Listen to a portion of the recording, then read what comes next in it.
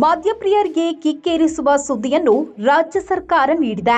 July 1ರಿಂದ ಮದ್ಯದ ದರಗಳನ್ನು ಸರ್ಕಾರ ಕಡಿಮೆ ಮಾಡುತ್ತಿದೆ. ಭಾರಿ ಬೆಲೆಯ ಪ್ರೀಮಿಯಂ ಬ್ರ್ಯಾಂಡ್ಗಳು ಇಳಿಕೆಯಾಗಲಿವೆ.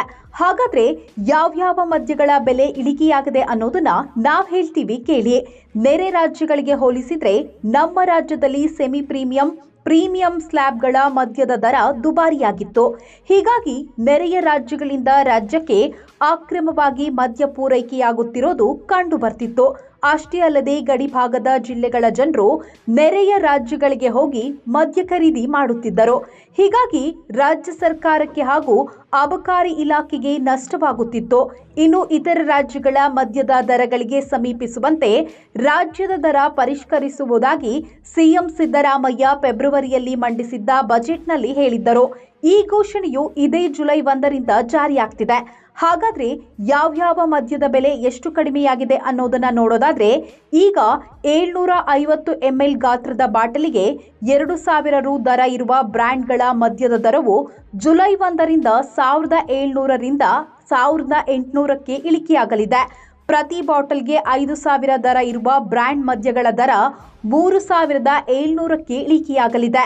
ಪ್ರತಿ ಬಾಟಲ್ಗೆ 7100 ಇರುವ ಮದ್ಯದ ದರ 5200ರ ಆಸುಪಾಸಿಗೆ ಕಡಿಮೆಯಾಗುವ ಸಾಧ್ಯತೆ ಇದೆ.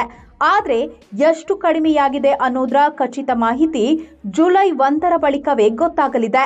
ಮದ್ಯ ಮಾರಾಟ ಹೆಚ್ಚಿಸಿ ಅಬಕಾರಿ ತೆರಿಗೆ ಮೂಲಕ ವರಮಾನವನ್ನ ಹೆಚ್ಚಿಸಿಕೊಳ್ಳುವ ಉದ್ದೇಶದಿಂದ ದರ ಪರಿಷ್ಕರಣೆ ಮಾಡಲಾಗಿದೆ ಎಂದು ಹೇಳಲಾಗ್ತಿದೆ.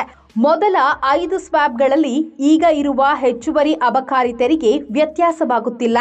ಆದರೆ 6ರಿಂದ 16ನೇ ಸ್ವ್ಯಾಬ್ಗಳಲ್ಲಿ ಹೆಚ್ಚುವರಿ ಅಬಕಾರಿ ತೆರಿಗೆ ದರ ಗಣನೀಯವಾಗಿ ಇಳಿಕೆಯಾಗಲಿದೆ. ಈ ಬಗ್ಗೆ ಅಬಕಾರಿ ಇಲಾಖೆಯ ಉನ್ನತ ಮೂಲಗಳು ಮಾಹಿತಿಯನ್ನ ನೀಡಿವೆ. ಸೆಮಿ ಪ್ರೀಮಿಯಂ ಮತ್ತು ಪ್ರೀಮಿಯಂ ಸ್ವ್ಯಾಬ್ಗಳ ಮದ್ಯದ ದರ ಸಾಕಷ್ಟು ದುಬಾರಿಯಾಗಿತ್ತು. ಈ ಹಿನ್ನೆಲೆಯಲ್ಲಿ ಕರಡು ಅಧಿಸೂಚನೆಯನ್ನು ಸರ್ಕಾರ ಪ್ರಕಟಿಸಿದೆ. ಜುಲೈ 1ರಿಂದ ಪರಿಷ್ಕೃತ ಮದ್ಯದ ದರ ಅನ್ವಯವಾಗಲಿದೆ ಎಂದು ಗೊತ್ತಾಗಿದೆ. ಗ್ಯಾರಂಟಿಗಳಿಗೆ ಹಣ ಹೊಂದಿಸಬೇಕಾದ ಸ್ಥಿತಿಯಲ್ಲಿರುವ ಸರ್ಕಾರ ವರಮಾನ ಹೆಚ್ಚಳಕ್ಕಾಗಿ ಹೆಚ್ಚುವರಿ ಅಬಕಾರಿ ತೆರಿಗೆ ಇಳಿಕೆಗೆ ಮುಂದಾಗಿದೆ ಎಂದು ತಿಳಿದು ಬಂದಿದೆ.